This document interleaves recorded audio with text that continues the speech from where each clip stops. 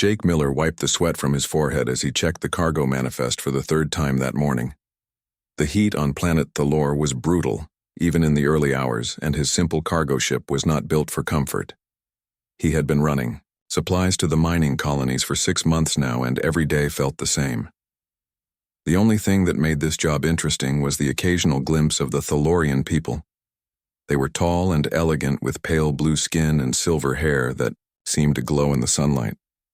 Their eyes were the most striking feature, though like liquid mercury that could see right through a person. Jake had heard they were telepathic, but he had never been close enough to one to find out. Today was different. Though Jake had been hired to transport medical supplies to the Royal Research Facility, deep in the crystal caves, the pay was triple his normal rate, and the Thalorian official who hired him had been very clear about one thing: he was to see nothing and speak to no one about what he witnessed as. Jake guided his ship through the canyon that led to the facility. He could not shake the feeling that something was wrong. The communication channels were silent when they should have been busy with mining traffic, and he had not seen another ship for over an hour. The landing pad at the research facility was carved directly into the living rock of the canyon wall. Crystalline formations jutted out at impossible angles, creating a maze of reflective surfaces that made Jake feel dizzy just looking at them. He powered down his engines and began unloading the medical crates. That was when he heard the scream. It came from somewhere deep in the facility, a sound of pure terror that made Jake's blood freeze. He dropped the crate he was carrying and ran toward the source of the sound. His boots echoed loudly on the polished stone floors as he navigated the twisting corridors. Jake found himself in a vast cavern filled with research equipment and glowing crystal formations. The ceiling stretched up into darkness, and the walls were covered with symbols that seemed to move when he was not looking directly at them. But what caught his attention was the scene unfolding in the center of the cavern. A young Thalorian woman was pressed against a large crystal formation, her silver eyes wide with terror. She was tall and graceful, like all her people, but there was something different about her. The way she carried herself and the elaborate silver circlet on her head marked her as nobility, possibly even royalty. Standing between her and the exit was something Jake had only heard about in whispered stories among cargo pilots: a Vorthak assassin. The creature was humanoid but wrong in every way. Its skin was black as space and covered in scales that reflected no light. Its eyes glowed red, and when it smiled, Jake could see rows of needle-sharp teeth. The assassin held a plasma rifle aimed directly at the young woman, and Jake could see its finger tightening on the trigger. Jake had never considered himself a hero. He was just a simple cargo pilot trying to make a living in a galaxy that did not care much about people like him. But something about the terror in the woman's eyes and the evil radiating from the assassin made him act without thinking. He grabbed a heavy piece of research equipment from a nearby table and hurled it at the assassin. The creature spun around just as the equipment struck its shoulder, causing the first plasma shot to go wide. The energy beam struck the cavern wall, sending chips of crystal flying in all directions. The assassin snarled something in a language Jake did not recognize and began to bring the weapon around to target him instead. Jake dove to the side as another plasma bolt seared the air where he had been standing. The heat from the energy beam made his skin tingle, and he could smell the acrid scent of burned stone. Jake rolled behind another crystal formation and tried to think the assassin had better weapons, better armor, and was probably stronger and faster than any human. But Jake had fought in bar brawls and cargo disputes across half the galaxy, and he knew that sometimes the person who survived was not the strongest but the most desperate. The young woman was still pressed against the crystal, her eyes now focused on Jake with an expression he could not read. She said something in her musical language, and Jake thought he heard gratitude mixed with warning in her voice. The assassin was moving now, stalking between the crystal formations with predatory grace. Jake could hear its clawed feet clicking on the stone floor and see the red glow of its eyes reflected in the crystal surfaces. He needed a weapon, anything that could level the playing field. That was when he remembered the mining charges. Jake had delivered explosives to mining operations before, and he recognized the distinctive containers stacked near the research equipment. They were small but powerful, designed to crack through the hardest crystal formations without damaging the valuable minerals inside. Jake waited until he could see the assassin's reflection in a nearby crystal, then rolled out from his hiding place and grabbed one of the charges the assassin fired immediately. But Jake was already moving. The plasma bolt missed him by inches and struck another crystal formation, sending a shower of sparks across the cavern. Jake armed the charge and threw it at the ceiling above the assassin. The creature looked up just as the explosive detonated, sending tons of crystal debris crashing down. The assassin tried to dodge, but the falling crystals were too fast and too many. It disappeared under the avalanche. With a final snarl of rage, silence fell over the cavern, broken only by the sound of settling crystal fragments.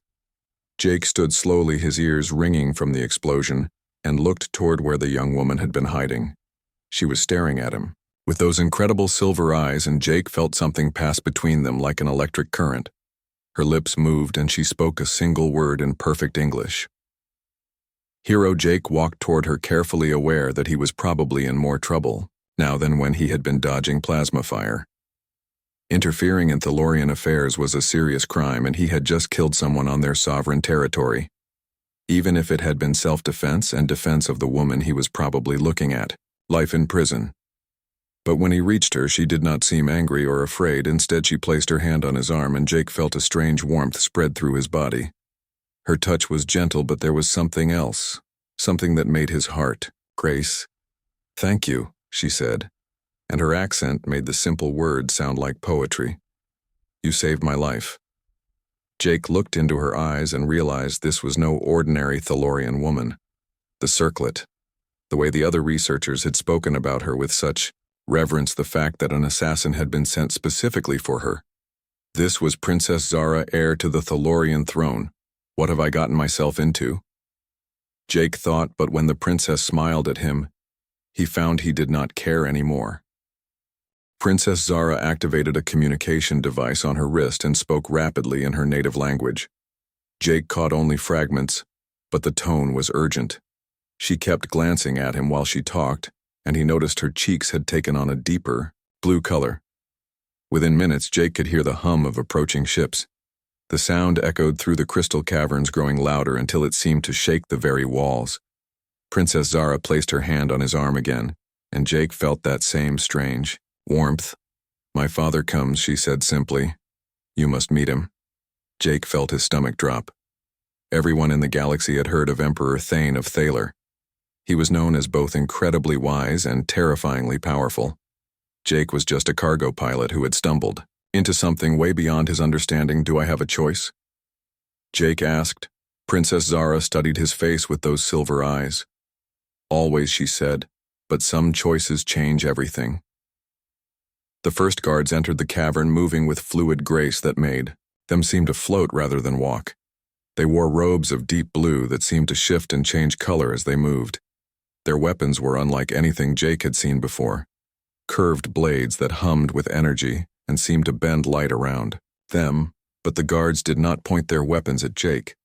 Instead, they bowed slightly when they saw him, a gesture that confused him completely. Why would Thalorian royal guards show respect to a human cargo pilot?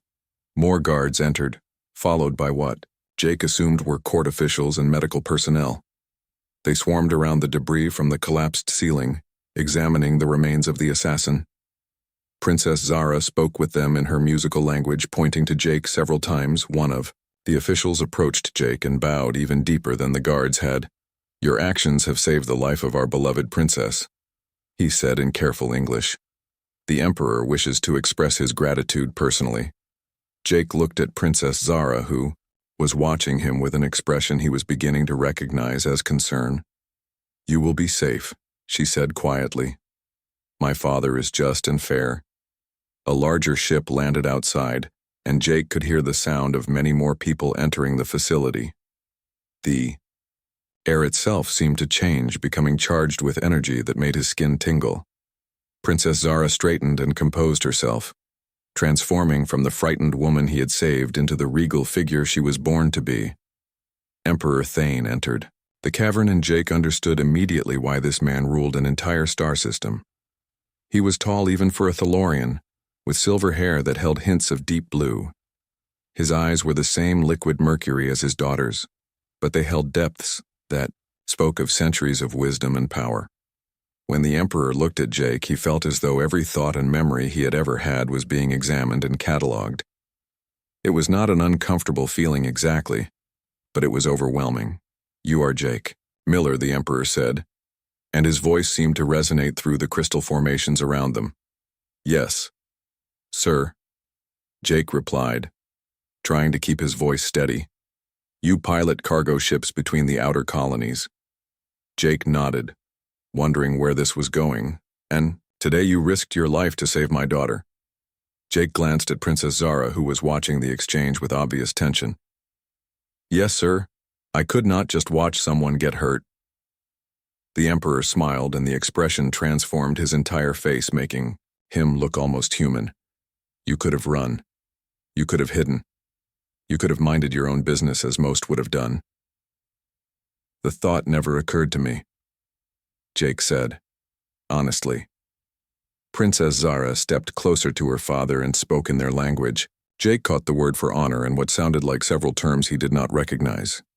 The Emperor listened carefully, then turned his attention back to Jake.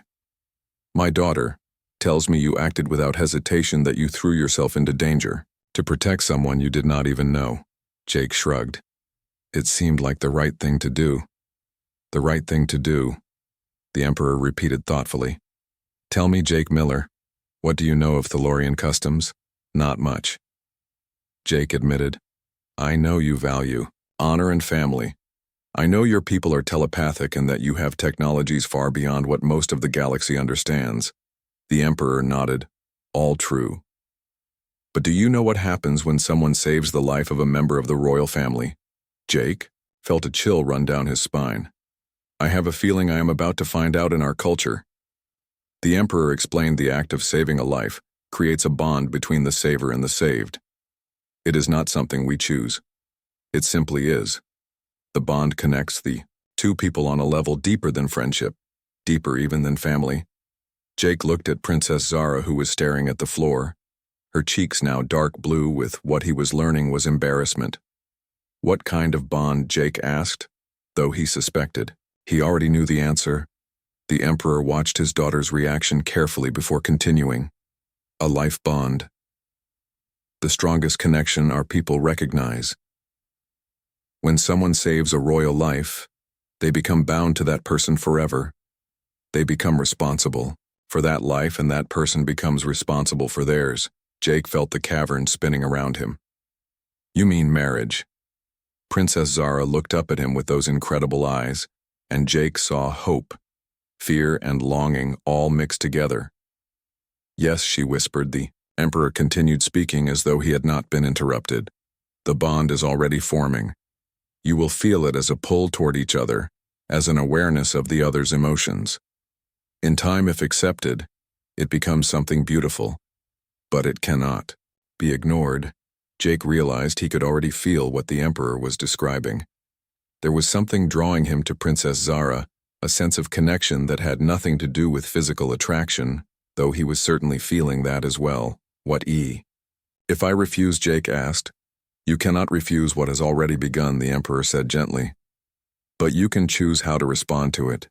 You can fight it and cause pain to both yourself and my daughter, or you can accept it and discover what it means to be truly connected to another person."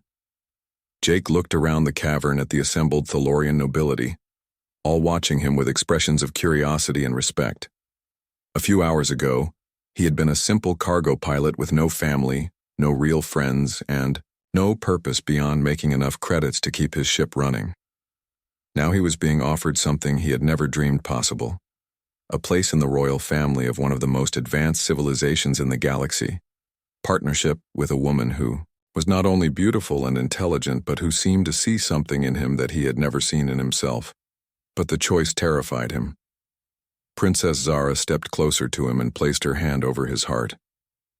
"I can feel your fear," she said softly, "but I can also feel your kindness, your bravery, your loneliness. You saved my life, but perhaps in doing so you have also saved your own." Jake looked into her eyes and felt the bond between them pulse like a living thing. The journey to the royal palace took place in a ship unlike anything Jake had ever seen. The walls seemed to be made of living crystal that pulsed gently with inner light, and the floor felt warm beneath his feet. Princess Zara sat beside him in the passenger compartment, pointing out landmarks as they flew over the Thalorian landscape. "That is the City of Songs," she said, indicating a sprawling metropolis where towers of different colored crystals rose from the ground like musical instruments. Every building sings in harmony with the others. The music changes with the seasons and the moods of the people. Jake watched the city pass below them, and he could swear he heard faint melodies carried on the wind. "How is that possible?" he asked Ur. "Crystals respond to emotion and intention," Princess Zara explained. "The city itself is alive in a way reflecting the hearts of those who live within it." Jake shook his head in wonder. "On Earth, our cities are just stone and metal.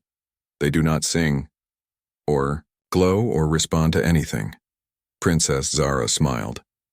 "I would like to see Earth someday to understand where such courage comes from." Jake felt his chest tighten. "You really want to know me?" he asked. "To be connected to someone like me. I am nobody special, just a pilot who hauls cargo." Princess Zara turned to face him fully, and Jake felt the bond between them pulse stronger. "I can feel your thoughts," she said gently.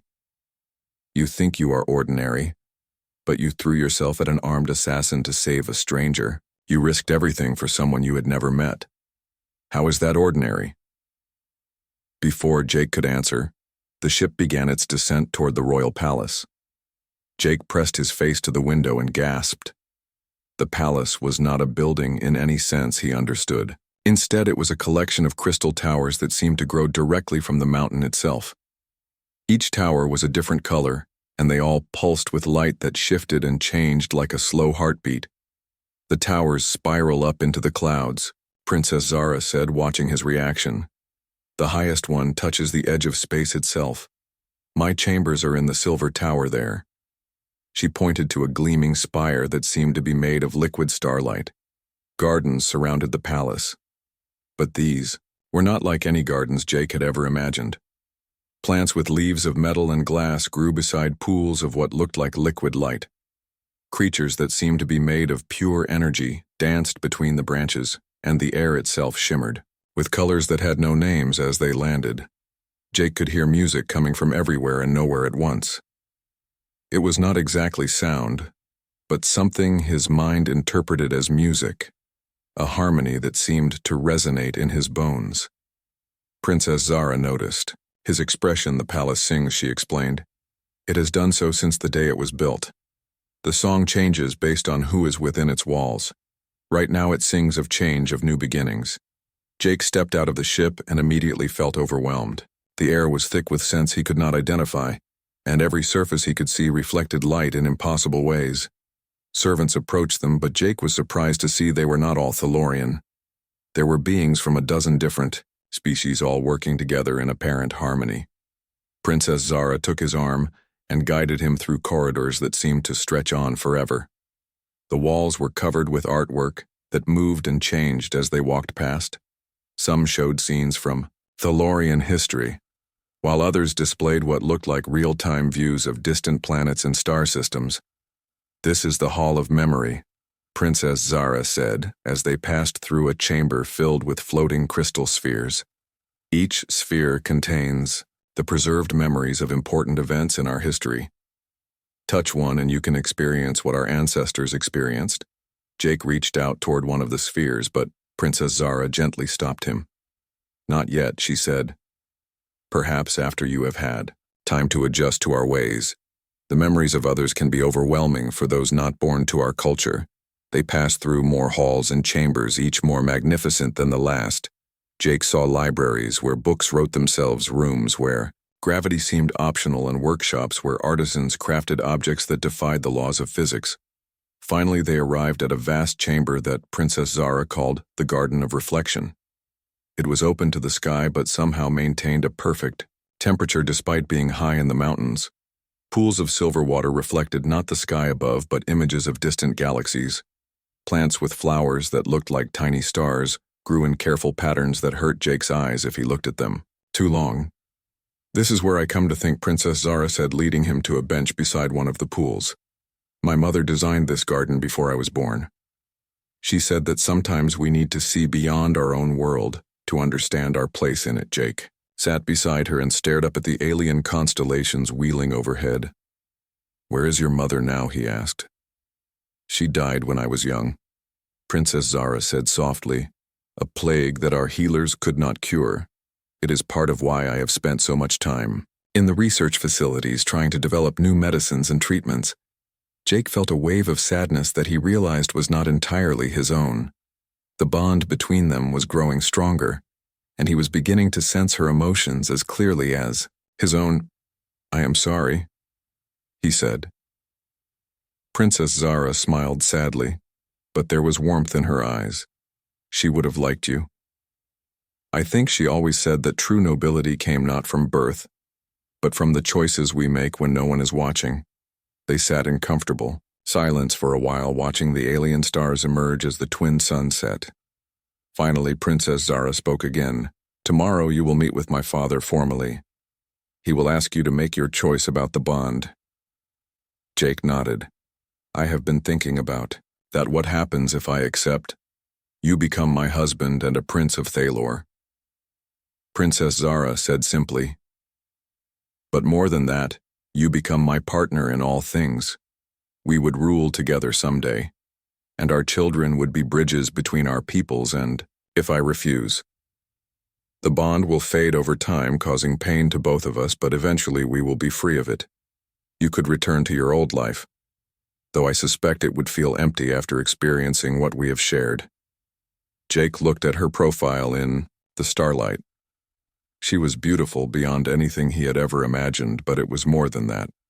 There was a strength in her, a wisdom that came from loss and responsibility, and a kindness that seemed to radiate from her very being. Can I ask you something? Jake said. Of course. Do you want this bond, or do you just accept it because it is your duty, princess? Zara turned to face him, and Jake saw tears like liquid silver on her cheeks. I have been alone most of my life, she said. With great power comes great isolation. Most people see only my title or my abilities, not me. But when you saved my life, you saw only someone who needed help. You did not think about what you might gain or what it might cost you. You simply acted from your heart. She reached out and took his hand. I want this bond, Jake Miller. I want to know what it feels like to be truly seen by someone, to be valued. Not for what I represent, but for who I am.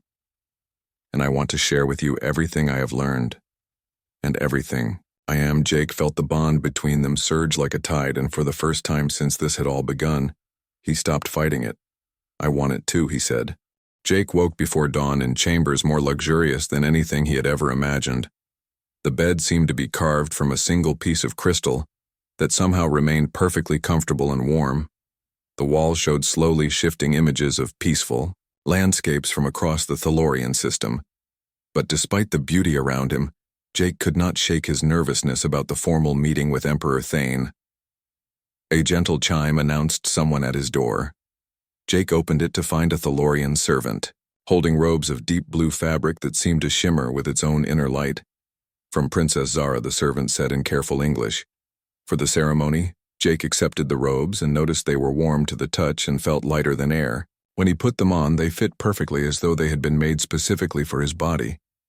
The fabric seemed to adjust itself to his movements, and he realized it was not fabric at all, but some kind of living material.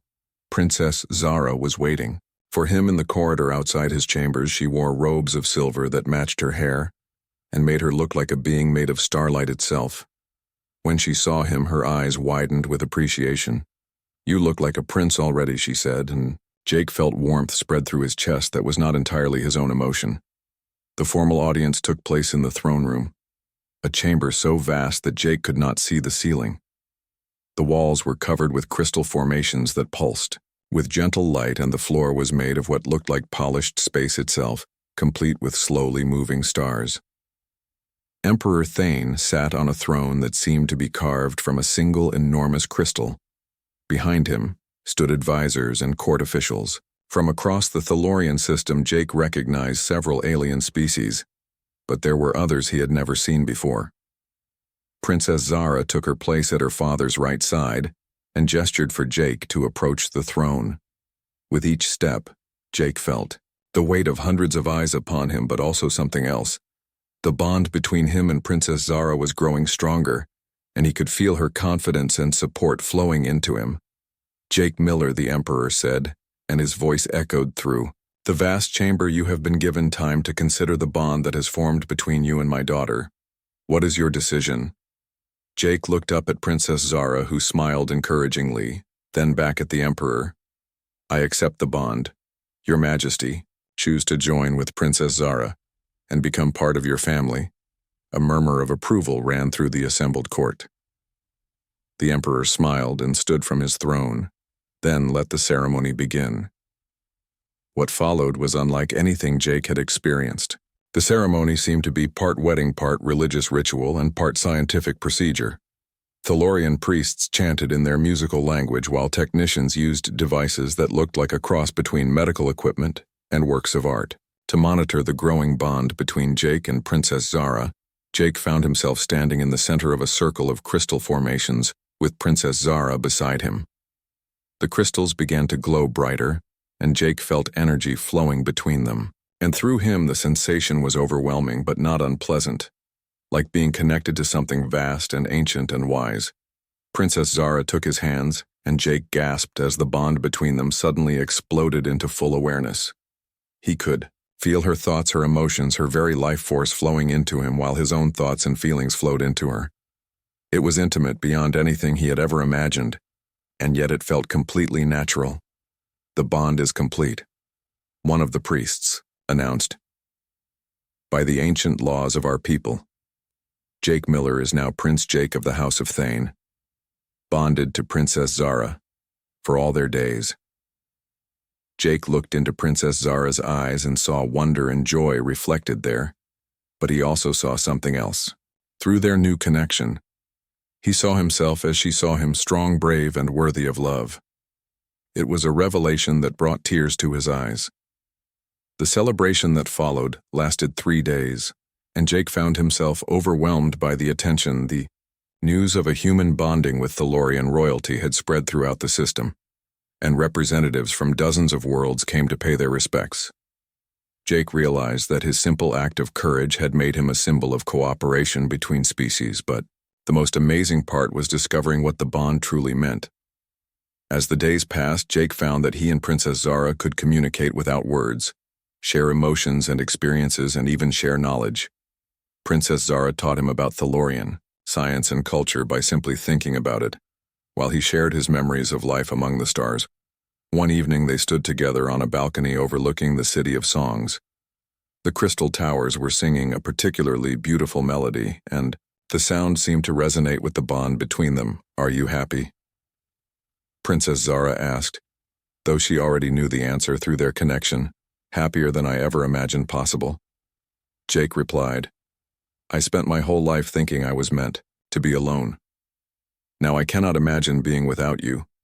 Princess Zara smiled, and Jake felt her contentment flow through him like warm honey.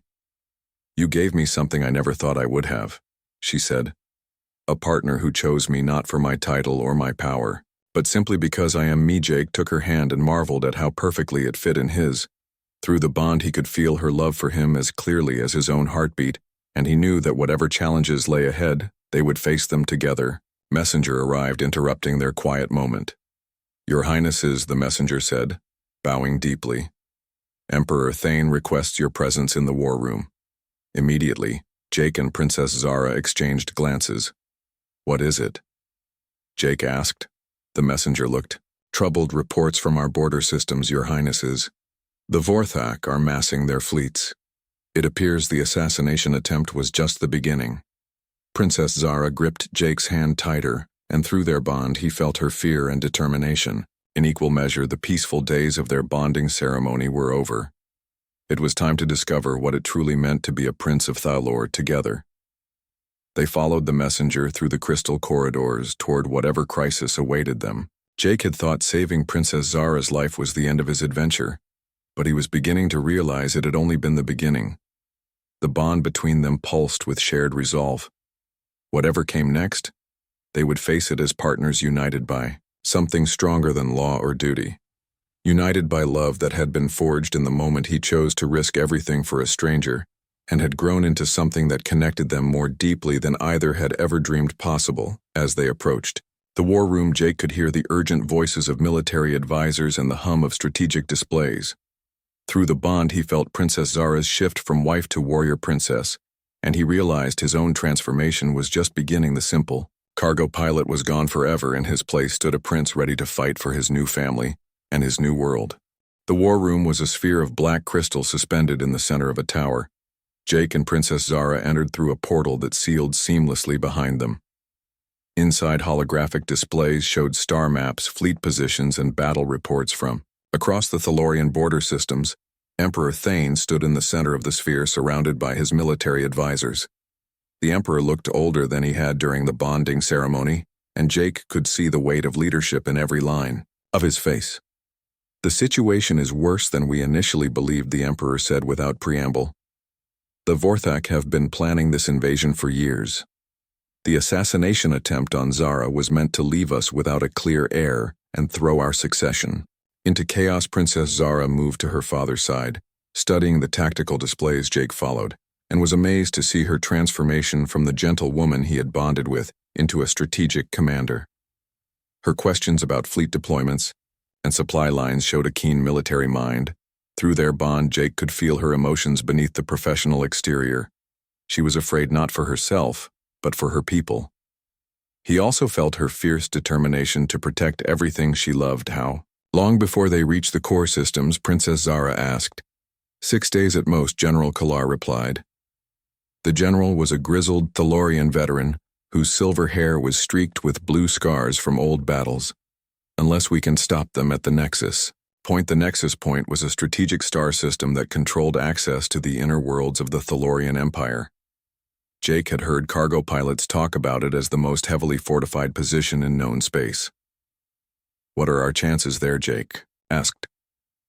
The question surprised everyone, including himself, but through the bond he felt Princess Zara's approval. General Kalar studied Jake with interest. "The Vorthak outnumber us 3-1. Your Highness? Their ships are heavily armored and they fight without regard for casualties. Our advantage has always been superior technology and tactics, but they have been studying us for years." Jake felt an idea forming in his mind, something that combined his knowledge of cargo routes with what he was learning about Thalorian strategy. "General," he said, "what if we did not fight them where they expect?" The Emperor raised an eyebrow. "Explain." Jake moved to the star map and pointed to a seemingly empty region of space most commanders would approach the Nexus Point through these main shipping lanes because they offer the shortest route. But cargo pilots know about the shadow routes, paths through asteroid fields and nebulae that are dangerous, but possible. Princess Zara was following his logic. Through their bond, and Jake felt her excitement.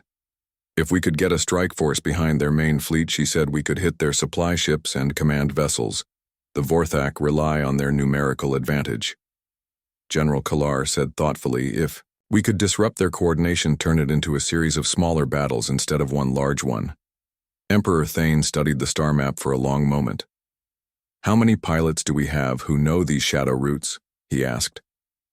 "Not many," Jake admitted. "Most cargo pilots avoid them unless they have no choice.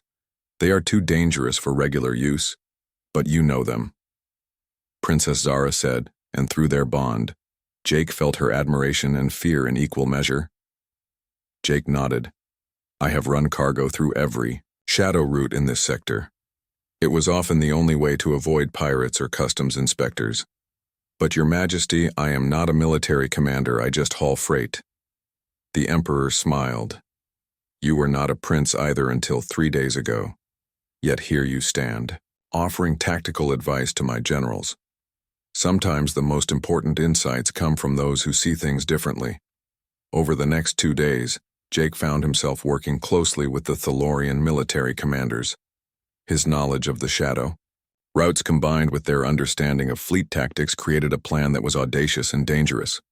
The strike force would consist of fast ships crewed by volunteers who were willing to risk everything on a desperate gambit. Princess Zara insisted on leading one of the strike squadrons, and Jake felt his heart clench with fear. Through their bond, "I cannot lose you," he said as they stood in her private chambers the night before the battle. "I just found you." Through the bond, Jake felt her own fear but also her unshakable resolve. "I am a warrior princess of Thaler," she said gently. "I was trained from childhood to fight for my people. I cannot ask them to face danger. I am not willing to share." Jake understood, but that did not make it easier. The bond between them meant that if something happened to her, he would feel every moment of her pain, her fear, her final thoughts. "Then I am going with you," he said. Princess Zara shook her head. "You are too valuable, Jake. The bond makes you vulnerable. If I am hurt or captured, it could be used against you." Jake took her hands and looked into her silver eyes. Through the bond, he showed her his determination and love. "We are stronger together," he said. "That is what the bond means. We face everything together." Princess Zara smiled, and Jake felt her love and pride flow through their connection. "You are right," she said. "Together we are more than either of us could be alone." The battle began at dawn. Jake found himself in the co-pilot seat of Princess Zara's command ship, leading a squadron of 12 vessels through the shadow routes he had mapped years earlier. The paths were treacherous asteroid fields and radiation storms that could destroy a ship in seconds, but they provided perfect cover from Vorthak sensors. Through the bond, Jake could feel Princess Zara's calm focus as she commanded her squadron. Her tactical instincts were flawless, and Jake provided navigation advice that kept them hidden from enemy patrols. When they emerged behind the Vorthak fleet, the enemy was completely unprepared. The strike squadrons hit the supply ships and command vessels, simultaneously causing confusion and panic in the Vorthak ranks. Jake watched in amazement as Princess Zara coordinated the EI attack, her silver hair streaming behind her as she moved between tactical displays. Her commands were precise and deadly, and through their bond, he felt her fierce joy in protecting her people. The main Thalorian fleet chose that moment to attack, from the front, catching the Vorthak between two forces. The battle was fierce, but the coordination of the enemy fleet had been broken. They fought as individual ships rather than a unified force. When the last Vorthak vessel retreated into hyperspace, the Thalorian system was safe. Jake found himself exhausted but exhilarated. The bond had allowed him and Princess Zara to work together in perfect harmony, their thoughts and instincts complementing each other flawlessly. Back at the Palace, Emperor Thane declared a celebration that would last a full week. Jake found himself hailed as a hero, not just for his tactical insights, but for his courage in joining the strike force. Despite having no military training, he had fought alongside seasoned warriors and proven himself worthy of his royal title. But the moment Jake treasured most came in the quiet of their chambers. Princess Zara in his arms as they watched the twin suns rise over the crystal towers. "You were right," she said softly. "We are stronger together." Jake felt the truth of it through their bond.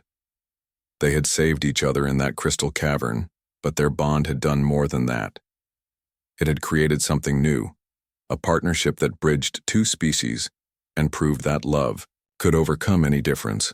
As the suns painted the sky in colors that had no names on Earth, Jake realized his journey from cargo pilot to prince was complete. But more importantly, his journey from a lonely man to someone who was truly connected to another soul had just begun. Through the bond, he felt Princess Zara's contentment and love, and he knew that whatever adventures awaited them in the stars, they would face them together, united by a bond that had been forged in courage and strengthened by choice. The simple cargo pilot was gone forever, but in his place stood a prince who had found his destiny among the stars.